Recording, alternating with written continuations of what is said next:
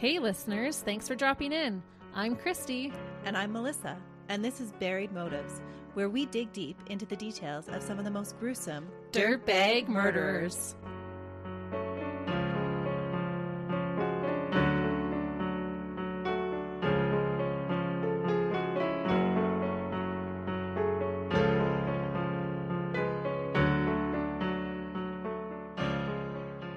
Hey listeners, Welcome back to Buried Motives. we're glad you're joining us for another week. And I can't wait to get into this case that we're going to talk about today, because Christy is already riled up and ready to go. I am. As you probably noticed by the title of this episode, it is called Vampire Sugar Daddy. It is going to be a wild ride.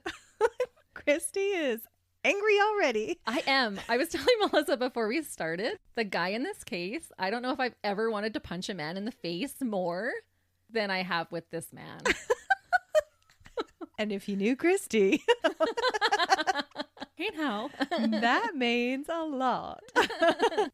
I watched videos of him and just the way he spoke. And I was saying to Melissa, I think what it was is things that I've really despised in certain interactions with certain people in my life. He possesses those qualities and it triggers me. I wasn't lying when I said she's all riled up. I am. Just as I was I haven't told her about the case at all, but I was telling her about this dirtbag and I was just like, oh my goodness, I'm already angry. Her face is getting redder. It is. Oh, he just leaves a bad taste in my mouth. And you guys can tell me if he does for you as well. Now you have to fill us in on who he is. Oh, don't worry. I'm going to get there. But to start with, you all know how intrigued I always am when it comes to couple serial killers. You're doing a couple killing? I am doing a couple. The killer duo that I'm going to be discussing are not serial killers, but I think only because they were caught before they could kill anybody else. Oh, that is a good thing. They are just so dangerous. However, I didn't necessarily choose today's case because the dirtbags are a couple. I chose it because the proceedings after the murder are what you might describe as bizarre. And the narcissism of one of the killers is what I believe contributed to their arrest. The dude just couldn't keep his mouth shut and misunderstood the saying, quit while you're ahead. So do you think that they would have gotten away with it had he not spoken up? They could have. Oh, interesting. And I have to know, I'm just so curious, how does a vampire fit into all this? I know, it's so ridiculous, actually. Oh, like I said, I don't like this guy. And the whole time I'm just like rolling my eyes. I don't get this guy. Does he actually try to drink blood? I'm not going to tell you everything right away. Okay, sorry. No, I wouldn't even say he's a real vampire. Okay. Any people who proclaim to be actual vampires out there would be like, no, we disown you. You're not part of our tribe. Friends off. Yep. But some guys just always have to be right and prove that they are better than everyone else, even if it hurts them in the end. And I honestly did lose track at how many times I literally did roll my eyes while researching this case. He has a couple of videos where he's speaking and I watched them multiple times. And every time it just made me more angry. It's so interesting that there are those personalities out there that even to hear them speak is just grating. Oh, it is. Especially after you've heard the case, it'll make you even more angry at him. Oh, I'm just being totally entertained by how much you're riled up. I am so riled up. Maybe it's the sugar we've been eating, but I feel like I have this pent up energy in me right now. That's what a whole box of Nanaimo bars will do to you. Yes. I asked Melissa when she got here, I'm like, will you eat Nanaimo bars with me? And she's like, yes, I will. Yep, I'm your ride or die friend. She really is. But if any of our American listeners have never tried Nanaimo squares, if you have the chance, you need to one day. They're delicious. Oh, so good. Anyway, back to the case. We digress. Yeah, we digress. Today, we're going to start with our victim. Usually I start with our murderer, but today I felt like we should start with our victim. The beautiful Sydney Loofe, and I thought what an iconic 90s name, Sydney, was born in Nebraska in 1993. She loved animals and the outdoors. She enjoyed playing basketball, golfing, and fishing. As a teenager, Sydney was diagnosed with scoliosis, which is when the back or spine develops a curvature. This made playing sports more difficult for her. Sydney was extremely kind and loving, and as a result, had a lot of friends. She attended the Lutheran church growing up. She had a brother and a sister and came from a loving family. She sounds super sweet. Yes, and she was gorgeous to boot. Sydney was a responsible young adult. She graduated from Neely Oakdale High School in 2011. By the time she was 24, she rented her own place in northeast Lincoln, Nebraska. She worked at a local hardware store named Menards and had a cat named Mimsy. As a single woman at the age of 24, in 2017, Sydney looked for love the same way most people still do today, with the use of dating apps. I don't know why people still use them because there's so many horror stories associated with them. I know. I'm glad I was married by the time dating apps became a popular thing. Me too. But it's hard for people to just meet someone organically anymore. It's true. Yeah, I know a lot of success stories with dating apps as well. That's right. Again, that's our bias of where we're doing our research. That's true. Sydney matched on Tinder with an attractive 23-year-old woman named Aubrey. They started talking on November 11th, and the two of them sent over 140 messages back and forth between them before agreeing to meet in person. So it wasn't like a rush thing. Well, it was like 3 days before they met. Oh, so it was a rush thing. Yeah. Never mind. But they had conversed a lot in those 3 days before meeting. They were Twitter baited. Yep. Tinder-pated. Oh, that's a new one. Yeah. Good job, Christy. On November 14th, 2017, Aubrey picked up Sydney for their first date. Before they met, Sydney asked Aubrey 2 times if it was just going to be the two of them, to which Aubrey answered yes. And the first date went great. They drove around, smoked a little bit of the devil's lettuce, and hung out in Audrey's rented basement suite at 621 West 7th in Wilbur, Saline County, Nebraska for a while. The devil's lettuce. I thought that was more interesting than saying weed. I love it. When Aubrey dropped Sydney off from their date, the two made plans to see each other again the next night after Sydney got off from work. Sydney went to work at Menards the next day, on November 15th, likely excited for her date later that evening. Before Sydney left for her date, she posted a Snapchat picture of herself smiling that was captioned, quote, "Ready for my date." Sadly, that would be the last time any of her loved ones would ever hear from her. Oh no. The morning after the date, Sydney didn't show up for her shift at the hardware store. She always showed up for her shifts, so this caused her fellow employees concern. Yeah, because she's a super responsible person. She is. Sydney's mother lived in Neely and had texted Sydney when she was out on her date, but Sydney hadn't texted her back. Sydney continued to not respond to anyone's texts or phone calls, and this was very unusual for Sydney. She typically replied to people right away. When no one was still able to contact Sydney, Sydney's mother called the police on November 16th at 5:00 p.m., reported her missing, and asked them to perform a welfare check on her daughter. Yeah, because something's definitely up. You know, there are certain people that just don't answer back right away, and there are certain people that do. And when you don't hear from those people that are like constantly on their phones, it's hugely suspicious. For sure. And now it's been an entire day. Like, she waited until 5:00 that night. She probably set herself a time. If I don't hear from her by 5, I'm calling the police. Oh, I bet you that's totally what it was. That's what I would have done. I would have set a time for myself just so that you could get through that panic moment that, okay, if I haven't heard by 5, I'm calling. Yeah. Police did go to Sydney's rental home and didn't see any signs of an altercation. They did note that Sydney's glasses, car, and purse were left at the residence. Mimsy, Sydney's cat, was all alone and hadn't been fed. Sydney wore contact lenses, so if she ever went somewhere for an extended period of time, she would take her glasses with her. So she hadn't returned the night before. Correct. She was also such an animal lover that she would have never left her cat without food and fresh water. Because Sydney was a young adult and there were no signs of foul play, police were not overly worried at first. This made me wonder if police were less worried because Sydney had been out on a date with another woman.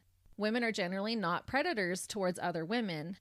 They might have thought that Sydney and Aubrey were just still on their date. Yeah, I could see that actually. Yeah. I hate to say it, but I might have felt the same way. Oh, I probably totally would have. Yeah. Which is why a lot of times in couple killers, they do use the woman to lure the person that they want to attack. Because there's that sense of security. As a single woman in your early 20s, who do you know is always going to have your back? Your friends. Yeah. Our friends are always going to be there for us. Yep. And thankfully, Sydney had the most incredible friend ever. Sydney had told a few friends about Aubrey. She had described her as her dream girl, which just makes this more sad, and had even sent a picture of Aubrey to her friends. Some people think maybe she sent the picture just in case something went awry, but I think she likely sent it to her friends because she was excited about her attractive match. But maybe it was both. It was probably a little bit of both. It's always both. But you can totally see it. If you're Twitter pated, you're totally like wanting to brag about it and be like, look who I'm dating. Yeah. This is where I'm going. Yeah, because they're both attractive young women. And because she had sent that Snapchat of her ready for her date, like she was obviously really excited about it and this connection that she had made. So Sydney's friend, Brooklyn McChrystal, trusted her women's intuition that something was not right with Aubrey. Being the queen that she is, Brooklyn decided to create a fake Tinder profile to look similar to Sydney's profile in hopes to match with Aubrey. What a sneaky and dangerous thing to do. I think she's just brilliant. So brave. She had the picture of Aubrey to confirm it was her if they happened to match, because Sydney had sent her Audrey's picture. Right. And I thought, why didn't the police think of this? How long is this into Sydney's disappearance that she's thought this through already? Pretty much right after. Oh, so sorry, sneaky's not the right word, but so like ingenious. Yeah. Brooklyn sat and painstakingly swiped left on profile after profile until she finally stumbled upon Aubrey. Brooklyn quickly swiped right. Brooklyn sent Aubrey a message asking for her number, and Aubrey gave Brooklyn her phone number. And Brooklyn was then able to give this crucial information to the authorities. She was like, here you go do something. Good for her. Yeah, so shout out to her friend. Like, she honestly had her friend's back. That is awesome. I don't think I would have been smart enough to do that. Yeah, even the information that Sydney had written in her profile, she even matched that up. So it wasn't just that she physically looked like Sydney. She had a lot of the same things in her profile that Sydney had. Like all of her interests and... Yes. Yeah. Tinder account holders can be identified by an alphanumeric number. Law enforcement was able to identify the alphanumeric numbers for Sydney Loofe's and Aubrey's accounts. Turned out, Aubrey wasn't really named Aubrey at all. Oh dear. The woman who Sydney really went out on a date with was a woman named Bailey Boswell. The phone number that Brooklyn provided to the police traced back to the same Bailey Boswell. Police obtained a search warrant for their Tinder accounts and were able to read all of their messages to one another. These messages confirmed their dates on the 14th and 15th. The last message that Bailey, aka Aubrey, had sent to Sydney was on November 15th at 6:54 p.m. that said that she was at Sydney's house, presumably to pick her up for their date. Okay. So why is Bailey presenting herself as somebody different? Is that common on dating apps? I don't know, that would be called catfishing, I guess. Does she go by like this alter persona? No, she actually will explain later why she used the name Aubrey. Okay. But before we go any further in the investigation, let's talk about the dirtbag catfish, Bailey Marie Boswell. Bailey was born in Leon, Iowa on February 26, 1994. Ironically, Bailey's father was murdered when she was around the age of 1. Oh no. Despite this, she had a great childhood. Her mother married again and her husband adopted Bailey. Bailey was an extremely gifted athlete. She ran some of the fastest times on her relay team and was a star basketball player. Such a basketball star, in fact, that she was offered a college scholarship to play ball. It's so unfortunate that this wasn't the path that Bailey would ultimately choose. She turned down her basketball scholarship? Well, Bailey fell into the wrong crowd. Oh no. And began abusing drugs. Bailey did graduate high school, but in 2016, she was cited $400 for possession of recreational drug paraphernalia. Bailey met a man named Freddie Pannell. She got pregnant and they were married.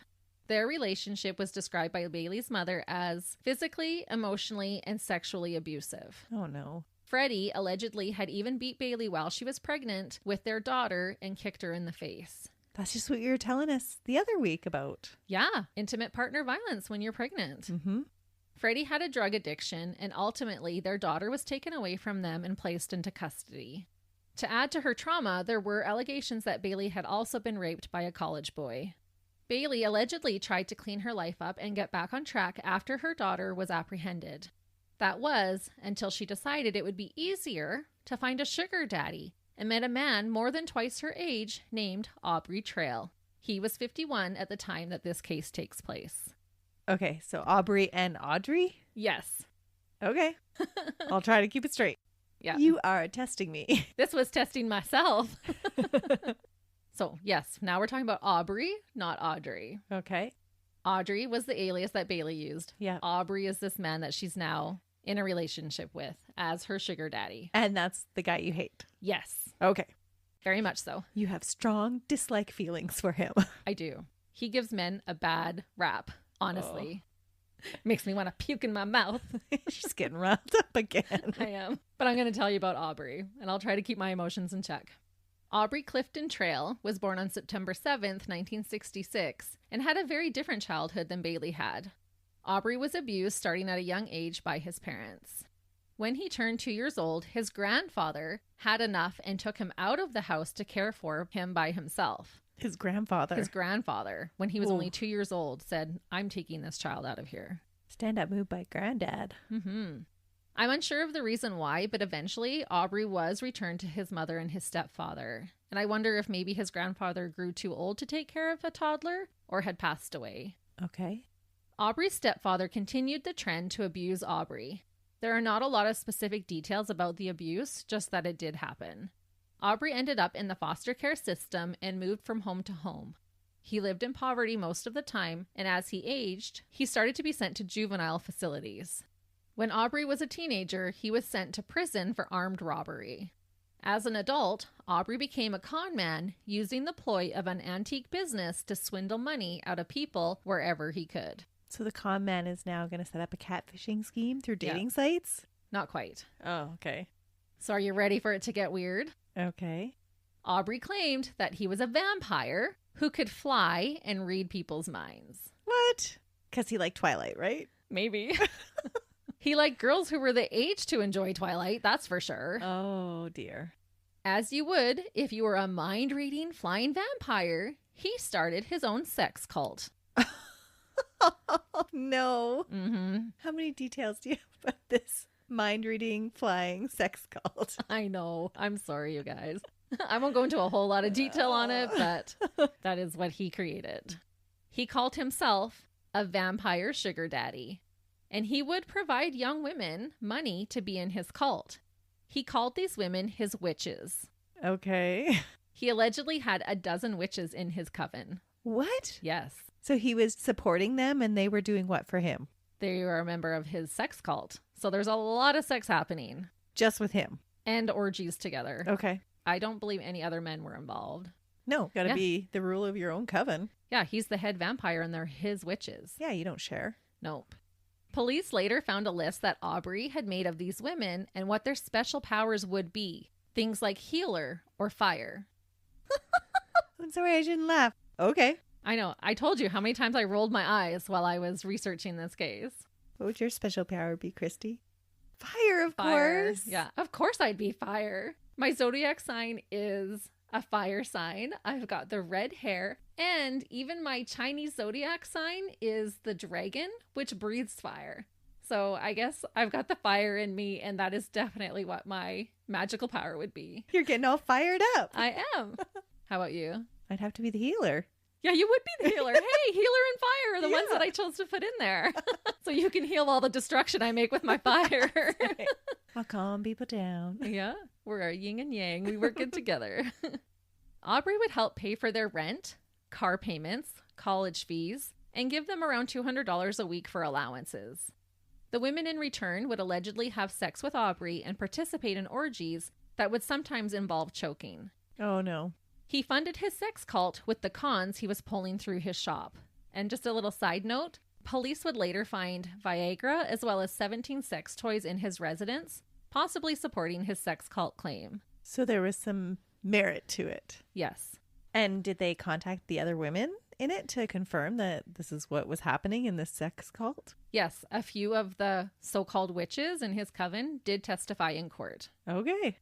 I'm having a hard time waiting. But, like, do they drink blood and stuff? Like, where does the vampire, other than he can fly and read minds, why claim a vampire? We're actually not going to talk a lot about the vampirism in here. Okay. But he does talk about, like, drinking blood and that kind of stuff. But I couldn't find any hard facts to corroborate that, so I chose not to put it in. Okay, gotcha. But there could have been some weird stuff with blood going on, but nothing that I could find in the actual reports, so I didn't put it in there. Okay, so it wasn't substantiated enough. No, but could have been. Right. I'm just thinking, why call yourself a vampire instead of like a warlock or something like that?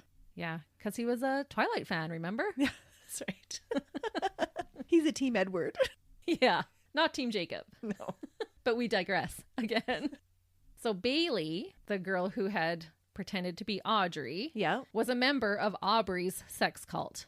She became his queen witch. And just like the other women in the cult, she referred to Aubrey as daddy. Sugar daddy. Did you just throw up a little inside your mouth, listeners? Because I sure did. This story takes a dark turn when Aubrey told his witches that in order for them to obtain their magical powers, because remember, he had already determined what their powers were, Right. that they would have to breathe in someone's last breath. He had claimed that he had already killed many people, which I don't think was true. He just had to always be bigger and badder than everyone else. They called this guy daddy and they're having sex with him. Yeah. Okay. I talk about this later, but Bailey actually found him on like a sugar daddy site. Okay. So he's self-proclaimed. Yeah, he's self-proclaimed, I'm your vampire sugar daddy. Okay. And he knows that this is the arrangement. They're going to stay with me and have sex with me, and I'm going to pay for their rent and their college and give them money. And a lot of women were like, yeah, we're down for that. Okay. Not that all of the women believed that they were witches and he was a vampire, but like, oh, this was a good deal for them, is what they were thinking at the time. It got them through college. Yeah. Without debt. To recruit more witches, Aubrey had Bailey create a fake profile on Tinder under the name Audrey because it was so close to his name. Okay. So we can see his narcissism showing already. Just has to be all about him. All about him. Okay. She couldn't pick Sally or Linda. It had to be Audrey because Okay. it was so close to his name. But I think the real reason he chose this was to make it hard for future podcasters to keep the name straight while recording. Yeah, right. So if I mess it up, I'm sorry. They would use this dating app to lure in women to join his sugar daddy sex cult. And so that's what they're thinking with Sydney. Yes. Okay. It is believed that this was the motive behind luring Sydney out on dates. And when she didn't agree to join their cult, they murdered her. Oh, they couldn't just be like, okay, see you later. I guess not. Once you know about the cult, it's like what happens in the cult stays in the cult, and It's they like- let it slip. It's like Fight Club. Yeah. You don't talk about Fight Club. But I think at the time when she turned them down, it was also an opportunity for Bailey to gain her magical powers. But were they actually doing anything illegal in the club? Bailey and Aubrey were running this big, huge scheme. The catfishing. The catfishing, but also the con artist stuff through the antique shop. Right. But as far as like illegal activity, other than like doing the drugs and that kind of stuff, I'm not certain that there was any other laws that they were breaking. But up until this time, all the other witches were in the coven consensually. Yes. Okay. Within days of Sydney being missing, police were able to pin down where Sydney's cell phone last pinged. It was at 8:31 p.m. near the duplex where Bailey and Aubrey lived together in Wilbur. This was the last activity recorded on her phone. Police went to their home and knocked on the door, but no one answered. They used the landlord's key to perform a welfare check. At this point, they wouldn't have known if Bailey was also a victim. Right. As Audrey. Right. So both girls are missing at this point. Could have been. It was grounds enough for them to be able to do a welfare check. Right. The only things that seemed suspicious was the grossly overwhelming smell of bleach and the fact that their air conditioner was running despite it being November and colder weather. The next day, the police went back with a warrant. The basement suite still reeked of bleach, and it appeared as though everything had been scrubbed down, including the walls. A speck of what looked like blood was found in the carpet, and a tiny bone fragment was also found on the premises. A bone fragment? Mm-hmm. Unfortunately, the bone fragment was too small to be tested, and no DNA was able to be retrieved from the blood sample. Because they were so small. Yeah, and they had cleaned everything with bleach. It was too damaged. It was too small. They could tell that it was blood, but they couldn't test for DNA. That's interesting for first-timers to be so thorough. That is true. And without being pre-planned. I think it was pre-planned that if she wasn't going to join the coven, this is what we were going to do. Okay. So technically, to me, that is premeditation. Yeah, absolutely. And as you'll find out, there is evidence that they were prepared for this. Okay. Yeah, because that's a big cleanup to do if you weren't expecting already to do that. Yeah, no, they were definitely expecting. I think it was like a bonus if she wanted to join their cult. But if not, it wasn't a big deal because then she could be their first victim. Okay. The bleach smell was so pungent that the owner of the duplex complained that a member of his family had vomited from the strong smell and even developed hives. What? Mm-hmm. It was that strong. They must have had an adverse reaction to it. Yeah. On November 28th, Aubrey and Bailey were announced as persons of interest in the missing persons case of Sydney Loofe. Police had not located the couple. This is when Aubrey's narcissistic ways would get the better of him. He's not going to make a statement, is he? Yeah, he is. What? Instead of just like taking off and fleeing, no, he is so offended about what people are saying about him, and he feels like he has to clear his name. So the police don't have any idea where he is. No. And he speaks up. Yeah, all that they have announced is that they are persons of interest in the missing case of Sydney Loofe, because they don't even know that she's dead yet. Right. And so they've put their pictures out on the news saying they are persons of interest. We're trying to locate them. Yeah, because we need to get some information from them. Yes. And he could not handle the negative publicity that he was receiving. And he was like, how dare you? Oh, wow. Sydney's family had made a Facebook page about Sydney, trying to use it to help locate her. When Aubrey and Bailey were announced as persons of interest, Aubrey couldn't handle all the criticism that people were spewing about him. The couple decided, or I'm quite confident that it was Aubrey who decided, to make a Facebook live stream video to defend themselves on Sydney's page that I mentioned. So why not just go to the police? Why make a Facebook live stream? He'll talk about why. Okay. And this is not the only video. That's just so bizarre to me. It like, is. if you want to clear your name, you go and talk to the police like they've asked you to do. Yeah. Well, and he knows he can't clear his name because he knows he murdered her. Right. But instead of just leaving it alone and fleeing, no, he has to defend himself. And that's where I say narcissism, I believe, was his downfall in this. Thank goodness. That is just so bizarre to me of why you would even bother to make the video. Yeah, because he's one of those men that has to be bigger and better and knows more. And how dare you say anything bad about me? Because, too, if we think about how he's living right now, he's daddy. He's a vampire. He has his whole sex cult of 12 women doing whatever he tells them to do. Nobody can touch me. Yeah, such a narcissist. Okay. The video is close to 10 minutes long. And Aubrey... Sorry. I know, this is why I hate him. It's like, shut the bleep up. 10 minutes. Almost, yeah, it's like 9 minutes and some seconds. So what does he have to say? That's what I mean. It just makes me so angry. But I am going to tell you if you let me. How long can you talk about, like, it's not me? He's such a BSer, honestly. Does he present an alibi then? Like, is that what he's talking No. for 10 minutes on? No, but I can tell you if you'd like me to. Okay. So like I said, the video is close to 10 minutes long, and Aubrey acts like they are such victims. It's Of course. all woe is me, yes. Bailey is wearing a hoodie and sunglasses in the video, and you can see just part of Aubrey's face while they are sitting in their car recording. So you can mostly see Bailey's face and then Aubrey just kind of off to the side. And I'm just going to paraphrase here because I'm not going to read a whole 10-minute long video for you, but he says that the police are crucifying them in the media. And he talks about how they are being considered guilty unfairly, and they deserve to tell their side of the story. He continues to say that the police are lying about not being able to contact them for questioning and protests that they are not hiding from the law. He claims they even already spoke to the police and called so many times that the police told them to stop calling. What? Was any of that true? No. But he does say that they are doing the video instead of coming into the police station because of the warrants that he already has for his earlier crimes of theft. Oh man, stand up guy. Right? But I thought about it and I thought this is like a way of manipulation because I believe that he admits to his lesser crimes to try to gain credibility for being honest to whoever will listen. That's like catfishing 101, right? Yeah. So he's like, yeah, I've written bad checks and I've forged this and I've done this, but I'm not a murderer. And I've called the police so many times, they've told me to stop calling. You proclaim to be not perfect so that hopefully people overlook those huge flaws then. Yes. And I can see how he would be able to manipulate the vulnerable. Mm-hmm.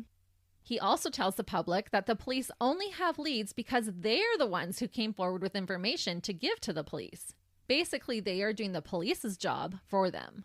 He calls the police liars, saying the police didn't even come to their home to speak with them. He says he is basically a scapegoat because of his history, but he is such a good guy.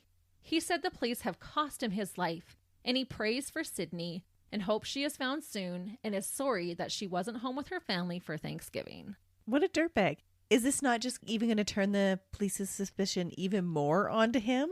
Totally. Like, what was he thinking? He just couldn't let it be. he could not let anyone say anything negative. He had to clear his name. Right. So after he's done spewing his verbal diarrhea, Bailey says, "Good morning, all chipper." She's like, "Hi, I'm Bailey." Yeah, that's exactly almost how she says it. And she says that this video is not about her, but about Sydney. She said she only used an alias because of her warrants. She says she already explained everything about her interactions with Sydney and talks about their great dates that they had. She said she even gave her a 1/4 ounce of some really good weed and then went to drive her home, but said that Sydney asked to be dropped off at a friend's house instead, so that is what she did. Okay. She said they had plans for the upcoming weekend, but hasn't heard from her since. She also tells the family that she is sorry. She says she didn't have anything to do with her going missing, and then talks about what a sweet, amazing girl Sydney is. So she's a total dirtbag too. Yep. Because later, too, they tried to victim blame Sydney, saying that this friend that they were dropping her off at was actually Sydney's drug dealer. Oh, yeah. That is awful. I know. You can see why he irritates the heck out of me. Aubrey finishes off the video by saying, "F you" to the police departments who have been harassing him. They're crucifying me. Oh, poor Aubrey. Yeah. Do you need a lollipop and a pat on the back? No, he needs a bucket of blood and a new witch. Ugh. But like I said, because once wasn't annoyingly enough, Aubrey makes a second video. That is just so funny to me. It's got to be dumbest dirtbags. Totally. He just could not leave well enough alone. Well, thankfully, though, because at least he gets caught then. Yeah, it's his ego that gets him caught. So after he puts up this video, you can imagine people are going wild and saying even more things about him. So then he's got to have a rebuttal then. Yes, because he's being crucified and this is unfair and the police are purposely ruining his life. Oh, no. I know. So in the second video, this time is over 10 minutes long for him to rebuttal what the police are saying about him. He spits out so-called facts about how many times they have spoken to the police and tells the police that if they're going to talk about him, at least get the facts straight. So he's totally being condescending about the police. Listeners, are you guys rolling your eyes yet? Because you should be. He is responding to online comments people have made. He obviously took it personally and makes fun of the outrageous claims that the police were making. He's like, yeah, supposedly we killed this girl and supposedly we did this. But have the police said that at all? Really, they've just said he's a person of interest. Exactly. So yeah, he is totally shooting himself in the foot. So again, he obviously took it personally and makes fun of the outrageous claims that the police were making. He complains that their first video was removed and protests that they should be able to tell their side of things. He totally attempts to gaslight everyone watching by making it sound like everyone else is lying and can't do their jobs properly. He ends with saying he's never killed anyone in his life and tells people to basically look at how ridiculous the police are. Except I'm sure this has the same effect as the first video and everybody's looking at him and how ridiculous he is. Yes. But this time he's trying to spew out facts. Like, we went in on this date at this time and this is my attorney. And he actually even spells out the last name of his attorney and is like, I am not hiding. Here is my information. If you want to contact me, you contact my attorney. It's just you guys not doing your job. Blah, blah, blah, blah, blah. So what are the comments on this video? They've been removed. So I don't know. Dang. I wasn't able to look at the comments. Because you would get those police haters that would be totally all over this, right? Oh, yeah. Yeah. But I think most were negatively towards him because we have to remember, they're looking for this beautiful young woman. Yes. His ego would not allow him to shut his mouth, and he is so incredibly condescending. It's honestly infuriating. Knowing what he had already done at this point, he makes me sick. I'd read the entire video's transcripts, but then you'd want to punch him too. But if you happen to be going to a boxing class today, go watch both of those videos, especially the second one, and you'll crush your class. Motivation for kickboxing. That is right. On November 30th, police finally catch up with the dual dirtbags and arrest them at a motel in Branson, Missouri. They didn't have enough evidence to arrest them for the murder, so they arrested them with pre-existing fraud charges and were able to detain them on federal material witness warrants. Bailey and Aubrey were found with maps, sleeping bags, and hiking shoes. They had been planning to flee to Mexico. That's not suspicious at all. And if he would have just gone to Mexico right away and not worried about what was being said online about him, they probably would have made it to Mexico and been on their merry way. So thankfully they didn't. That's a scary thought. They also found an iPhone 7 that belonged to Bailey. She happily gave police permission to search it, only for them to discover that it had been reset to factory settings on November 17th, 2 days after the second date. And again, super suspicious. Yep, because who does that? Yeah. No one. Police were able to collect video surveillance of Aubrey and Bailey just prior to Sydney's disappearance, and you can watch these online as well. On November 14th, the day of the first date, you can see the couple check into a Best Western close to Sydney's work. I'm assuming so Aubrey wouldn't be at their house when Bailey would have her first date with Sydney. The next day, November 15th, the day of the second date, you can see footage of the couple going into the Aardvark Antique Mall and purchase a folding saw, a weeder, and food grinders. What? It gets worse. No. Next, and this one will really blow your mind, there is footage of Aubrey entering Menards, the store that Sydney worked at. Bailey couldn't come in because Sydney would have recognized her. As Aubrey walks in, Sydney is walking out. You can see them make eye contact, but Sydney keeps walking, suggesting to police that she hadn't met Aubrey yet at this point. In the video, you can see Aubrey look over his shoulder at Sydney as she exits the store. Oh, that's creepy. He knew exactly who she was. I'm certain he got a kick out of walking past her, knowing what he was about to do to her only hours later. So was there really ever any intent on asking her to join? I don't know, probably not. It doesn't sound like it. At the very store where Sydney worked, Aubrey purchased an air freshener, Drano, protein bars, a thermometer, and lighters. Oh my goodness. So I'm sure he got a kick out of buying those from the store that she works at and walking right past her. That is so bizarre.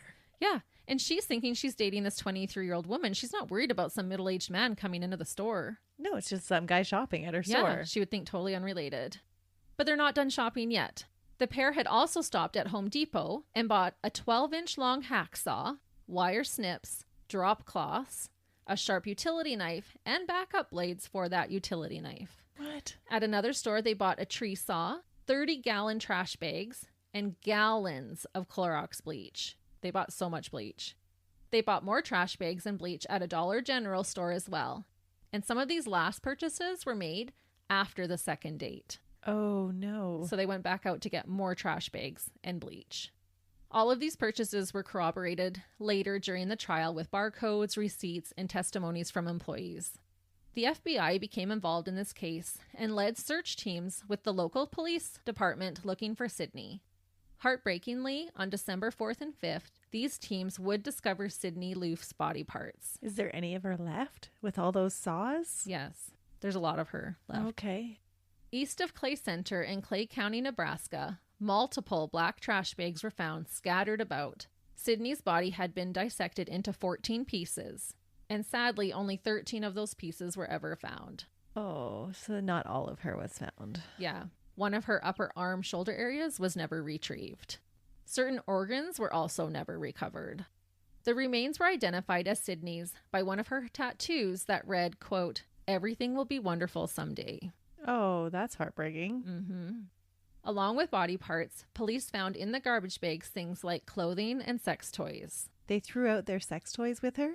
I'm assuming possibly ones that they used on her, because they still found 17 sex toys in his basement suite, but they had thrown some other sex toys away as well with her remains. Did those sex toys have any of their DNA on it? No, everything was cleaned so well with bleach. Oh, okay. That's Yeah. right. Gallons and gallons of bleach. Mm-hmm. There was also a sheet found in the field where Sydney's body was found that matched the sheets at Aubrey's home.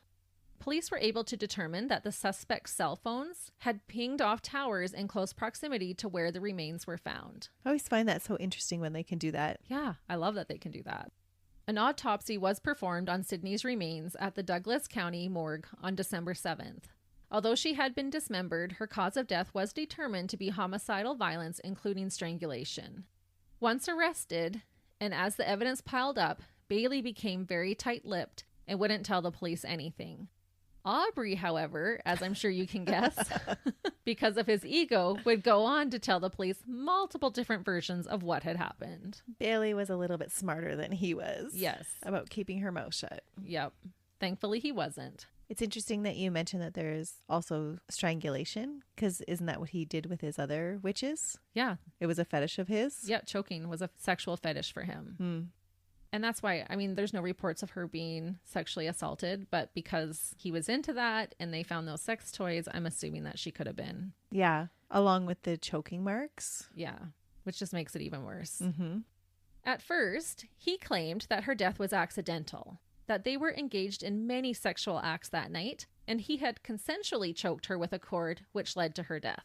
And even listening to him talk, he's like there was so much sex, and he's almost bragging about all the sex that occurred that evening. Oh, I really took care of her needs kind of thing, Yeah. right? Like, and she just had such a great time with me and all the sex we had. Yeah. But in reality, the only women having sex with him are the women that he's paying to. That just makes it so much more ridiculous. It totally does. He later changed his story to say that he had planned to kill Sydney, but that Bailey wasn't in the room when he killed her. Oh, he's falling on the sword. Mm-hmm. How noble. That's interesting. That's not what I would expect from his personality. But she is his queen witch. Oh, okay. But then he does change his story again to say that Bailey helped him dispose of the body. That's different than being in the room with him when he killed her. Yes. But it's all in different accounts. The story changes a little bit every time. Because first she had nothing to do with it. Now she's helping to dispose of the body. But I thought to get her power, she needed that last breath. Exactly. Mm-hmm. So I think she is just as guilty. And I would assume, because they believed all this so much, that she probably did try to breathe in her last breath. That's a gross thought. One of his versions of events even stated that he was paid to make sexual kink films and that he had paid Sydney to act in one of the films, and she knew that choking could lead to death. Oh, so it was an occupational hazard? Mm-hmm.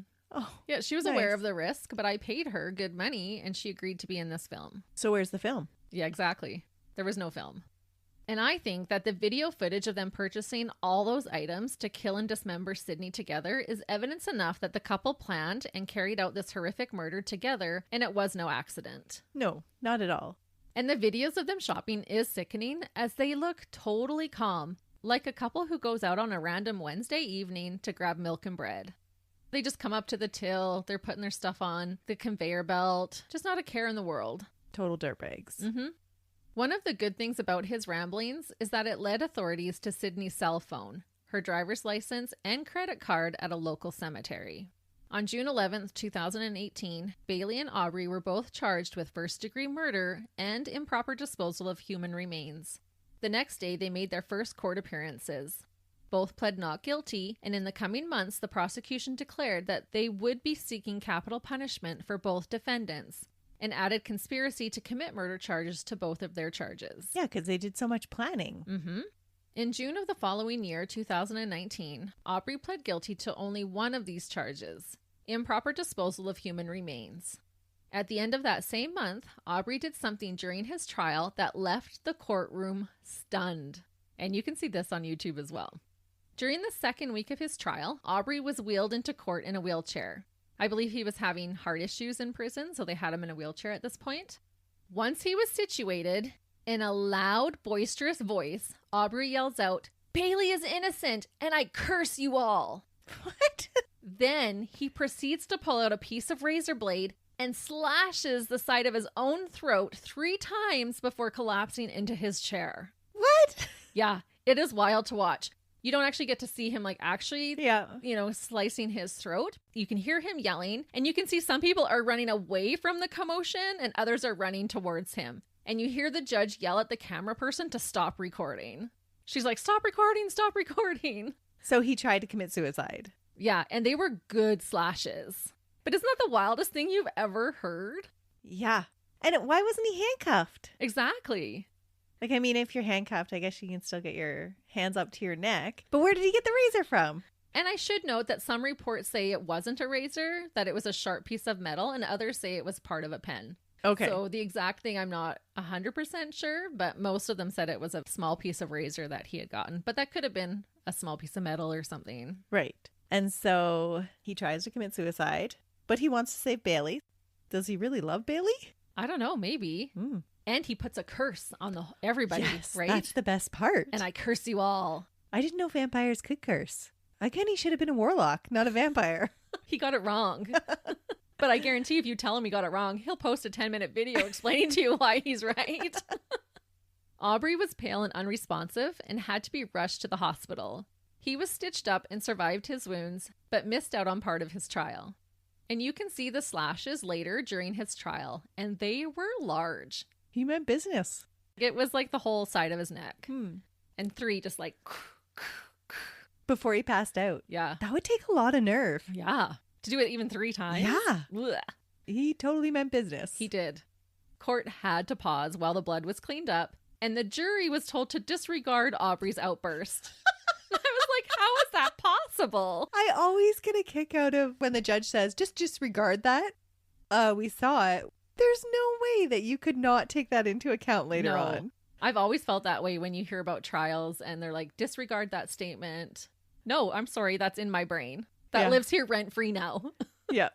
Anyone who was snoozing bored in the back had some life injected into them when all of this chaos would have happened. And when Aubrey returned to court, he was placed in handcuffs. Oh, so he really wasn't in handcuffs No, he wasn't. First time. No. They probably totally underestimated him because of his age. And because he was like playing this frail person. But he's not a frail person, and he really wasn't that old. No. But he was like totally, I'm just a con man. Well, that's what I mean. He was being a con man, playing it up. Oh, I have this heart condition. I need to be in the wheelchair. You wouldn't put somebody in a wheelchair in handcuffs. Yeah. Right? That's a good point. Yeah. If he was being wheeled in a metal wheelchair, he could go through the metal detectors. Yes. And have something hidden on him. Yep. That's true. Good thought. Total con man. Total dirtbag. Mm-hmm. See, again, let's roll our eyes together, listeners. The entire trial for Aubrey was a bumpy ride. The defense brought in Aubrey's childhood abuse to try and explain his actions. They also tried to tarnish Sydney's reputation, saying she was troubled and depressed and used cocaine. They also tried to convince the jury that memes found on her phone depicting choking and rough sex proved that she sought out these types of fantasies. I just always hate when they do this because, okay, let's just say all of those things were true. It doesn't make it any more acceptable to murder her. I know. Right? And I wrote in here, all I have to say to them is, for shame. Yeah.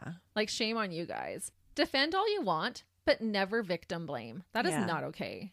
And I believe that she was struggling with depression and certain things like that, but that has nothing to do with her being viciously murdered and dismembered. No, not at all. And even if she did enjoy the devil's lettuce once in a while, her prerogative. Or like to be choked. Like, again, it doesn't change the fact that they viciously murdered her. Right. So it always rubs me the wrong way when defense takes that route.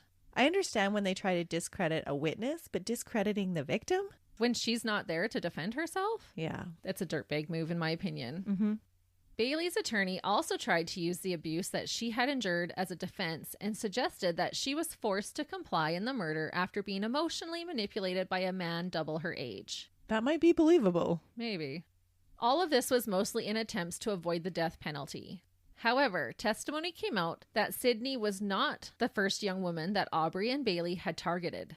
Allegedly, they had picked out 2 other women previously to carry out their plans to murder on. But they had joined the coven instead? No, things just didn't work out for them to murder them. And this is by testimony of the women that were in their cult. So the other women knew about it too? Knew that they were planning a murder. I don't know that any of them were there that night. But they knew that they were planning and didn't go to the police and be like, hey, these guys are planning on killing somebody. No. And I know one of the women says that she just thought they were kind of delusional. Like, she just went along with it to use Aubrey for his money. And she didn't believe that he was really a vampire, that he was really going to do these things. She thought it was all just blowing smoke. Yeah, and I guess if you have somebody telling you that, hey, I'm a vampire and I can fly and I can read your mind, that him telling you, hey, he's going to murder somebody is going to come across as being the same baloney. Yeah, exactly. Yeah. One of the other women in the cult testified that the pair were trying to get her to pick out a woman to be the first victim, telling her that she had to feed on steam, which meant breathing her victim's last breath. An idea she said they had gotten from Stephen King's book, Dr. Sleep, which I didn't read, so I'm not 100% sure if that's true. She said Aubrey talked about killing and torturing someone on a regular basis. He apparently had a kill bag that contained a hammer and pliers. It was said that he fantasized about torturing people by ripping off their fingernails and cutting out their eyelids. Who is this guy? Right? And all of these fantasies have just kind of built over his adulthood? Like, does he have any abuse charges against other people? No. All of his charges are fraudulent charges. About being a con man? Yeah, armed robbery, fraud, those types of things. So is this something he's been suppressing his whole life? Or is he just growing into this bigger monster? Okay, so he believes he's a vampire, but that doesn't mean that you torture people for it. Right. So bizarre. When a woman they were stalking in Walmart didn't pan out, Aubrey told this lady in the cult that they would, quote, save her for another time because she was, quote, too nice and didn't have the evil in her. After this incident, the woman told the vampire sugar daddy that she wanted out of the cult. They let her leave, but threatened to kill her family if she told anyone about their plans. So she didn't come forward. So good for her for getting out. Mm-hmm. And that is a huge fear, right? If somebody's threatening your family, Yeah. you're going to keep your mouth shut. Especially if you're believing that these people are actually going to kill somebody. Right. And it started off where he'd talk about it once in a while, and then he just kind of became obsessed with it, and it was always being brought up and talked about. Mm. A second woman from the cult testified about the money the couple were cheating people out of and told the courts that the women were made to walk around the house naked and call Aubrey daddy. She also testified that the pair talked about murdering someone on a regular basis. This woman didn't believe their talks about obtaining magical powers from killing someone, but believed Aubrey when he talked about making a snuff film and being able to sell it for $1 million. And so all of these other women that were part of the coven, they were saying that it was just him and Bailey that were in on these con games. Correct. None of the rest of them were. Correct. Okay. A third woman from their cult testified similar things, including that they were not only made to call Aubrey daddy, but that they were made to call Bailey mommy as well. Oh, that's weird. She admitted to being with the couple the days following the murder, but was missing large sections of time in her memory and worried that she was made to help dispose of the remains and had just repressed the memories. This was proven to be untrue. The dates did not add up. So why was she missing her memories from those days? I don't know. I don't know if they were drugging her or what. That would be an interesting way to blame somebody else for your crimes, though. You totally could. Just totally drug them and be like, yeah, you did this. Yeah. And they couldn't remember. And so, I'm surprised they didn't. yeah. But Aubrey was too busy making his Facebook videos to worry about that. Sorry. During Aubrey's trial, Todd Lancaster of the Nebraska Commission on Public Advocacy said, quote, looking at the evidence, it's pretty clear that Aubrey Trail killed Sydney Loofe. He continued to explain that Aubrey often dished out violence and threats to control women. During closing statements, Assistant Nebraska Attorney General Mike Ginnon said, quote, Loofe was dismembered and discarded like trash. This was a climax killing. There was an excitement, I will suggest to you. And I agree. I have to say, I think they got off on the planning and execution of their heinous plan to kill someone. Oh, that totally makes sense. Yeah. So I think this was a sexually motivated crime. You're building that anticipation every time they pick out somebody, every time they go to the store shopping for something different. Yeah. Why would you go to so many different stores to shop for something? Probably to not raise suspicion. Because if they had all of those items in one cart, where if you're just getting a couple here and there, people aren't going to be asking questions. After only a few hours, the jury was done deliberating. Aubrey was found guilty of all charges. He was sentenced by a 3-panel judge in June of 2020 to death row in Nebraska. He is sentenced to die by lethal injection and is Nebraska's 12th death row inmate. He is currently still awaiting his sentence to be carried out. Immediately, he wanted to appeal his case, and being the arrogant douche canoe that he is, Aubrey wanted to be able to represent himself in court. Because that always goes so well. He was obviously denied the opportunity. He must have figured that he could do it better by himself. Of course. Oh, he's just the worst kind of person. People like this totally get under my skin. If anybody couldn't tell by now. Yeah, if you can't tell. At his sentencing, Aubrey did not apologize to Sydney's family. Of course not. He said, quote, I realize nothing I can say here will change in the least what I did to Sydney 3.5 years ago. I won't say I'm sorry, as that would be an insult to you after what I've put you through. And I won't ask for forgiveness, as I don't believe there is such a thing. So it's kind of backhanded, hey? It is. Yeah. Just everything about him is so condescending. Bailey Boswell was also found guilty on October 14th, 2020, of all charges. Bailey's family made a desperate plea to spare their daughter's life. They claimed that she wasn't the monster that everyone made her out to be and was manipulated by Aubrey, despite Bailey purposefully seeking out a sugar daddy online. They spoke about the control that Aubrey enforced over women and claimed that their daughter was afraid of him. Bailey's defense had likened Aubrey to the iceberg in Titanic, how they couldn't talk about the Titanic without talking about the iceberg. how Aubrey was at the center of everything. And I honestly questioned this when she sat cool as a cucumber in those videos. She did not seem under duress to me. Yeah, you can put up a good act sometimes, but it's not like he was holding her there. She could have fled at any time, right? Yeah, and she went shopping with him, all relaxed. Like, nothing to me in any of her videos indicated that she was nervous or uptight or not wanting to be there. Right. And she was the one bringing the women in. And so Yeah. if she really didn't want to take part in this murder, wouldn't you just keep swiping and be like, oh, there's nobody yet? Yeah, or she went on that first date with Sydney. She could have been like, no, she's not the right one. That's right. Just keep turning them down. Right. But no, she's like, yeah, let's do it, and arrange the second date. Yeah. Bailey's family also used the fact that Bailey had a daughter whom she was in contact with via phone and video chat in their plea to save her life. Her daughter at age 5 was placed in custody of Bailey's parents. Bailey's stepfather said about her, quote, "The Bailey they know and the Bailey I know are two different people, and the abuse is what I believe caused that. If it wasn't for this abuse, she wouldn't have been involved with Trail." Their pleas must have helped, because in November of 2021, Bailey Boswell was sentenced to life in prison without the possibility of parole by a 3-panel judge. This panel of judges spent months reviewing Bailey's trial before reaching a decision. Some believe that she didn't get the death penalty because a woman has never been given the death sentence in Nebraska before, and they didn't know logistically where or how to house her until her execution. I was just thinking that I bet you she would have been less at risk of getting a death penalty sentence just because she's a woman. Yeah, they did not have a woman's death row implemented. Bailey is incarcerated at the Nebraska Correctional Center for Women in York, and Aubrey is awaiting death at the Tecumseh State Correctional Institution in Tecumseh, both of which are in Nebraska. Do they keep in contact? This king and queen? Well, they did. I actually didn't put this in here, but they had written letters to each other and tried to write it in code, like as their trial was going on. And the police were easily able to decipher their code, but they had written back and forth to one another during the trial even. So then that just shows you that she's not a pawn. No. 'Cause you would break all ties. You would. Yeah. Yeah, no, they were definitely corresponding through letters while incarcerated. Are they still in communication with each other? I don't know. Unless she's still under his vampire spell. Well, she is the Queen Witch. Yeah. To add a little icing to our verdict cake, the police were able to convict both dirtbags on a gold coin scheme that they had concocted that had swindled approximately $400,000 out of people. Oh, that's a good chunk of change. Yeah, this is how he was affording to pay for all his witches. His 12 witches? Yeah, his whole coven. Because this is just one operation that they Right. charged him for. He was doing lots. Evidence for this was obtained during the murder investigation warrants, and each were given additional years to their charges.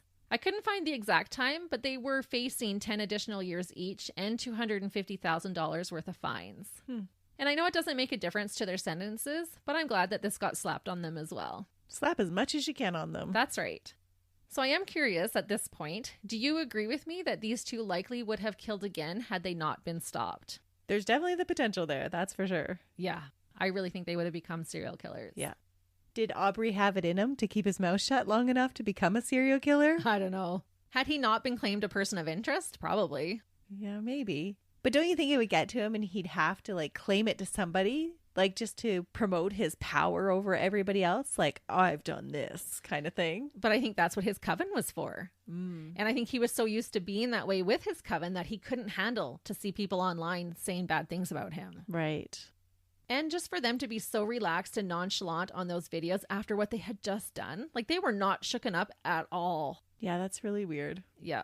Before I end, I have a little update on Sydney's legacy.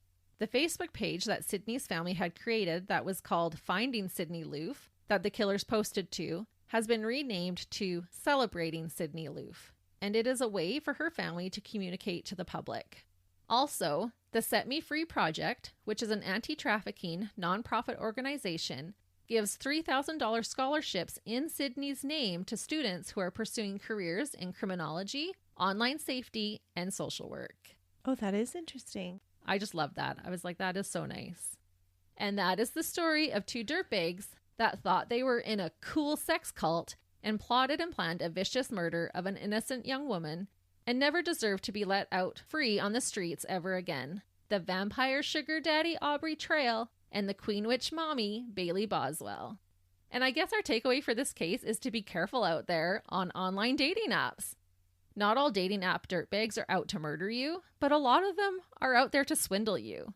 And I just wanted to mention that when I attended CrimeCon this past spring, there was a speaker, Christopher Salgado, who warned about online dating schemes. He said that in 2021, $547 million had been lost to romance scammers. No way. And this was an 86% increase since 2020. So from just the year before. Well, because there's so much more online dating happening. Yeah. So it is on the rise. We need to be socially interactive, people. Right. In person. I know. I was thinking, what happened to the days when you could meet your significant other at the local pop shop or grocery store? So please, listeners, be safe out there. Yes. But with that being said, we hope you have a wonderful week. See ya. Bye.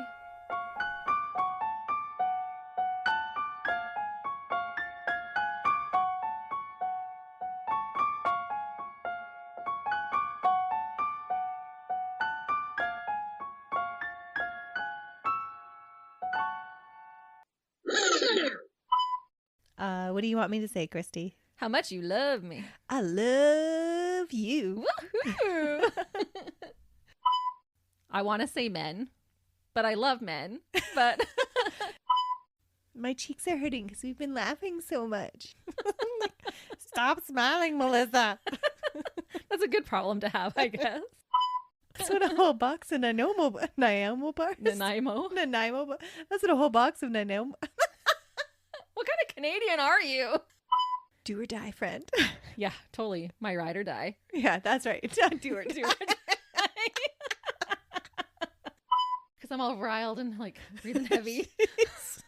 Relax, Christy. It's okay. It's between this stupid dirtbag and the sugar. I'm just like wired. Have more sugar, Christy. I know. While we're eating these Nanaimo squares, we were talking about how we both need to get back into working out. No wonder we're hyper. Now Melissa's turning red and all fired up, but for different reasons. I may have embarrassed myself in front of my husband who took me to see that movie. Whoops. Whoopsie daisies. This is why I can't have sugar, because I crash so hard.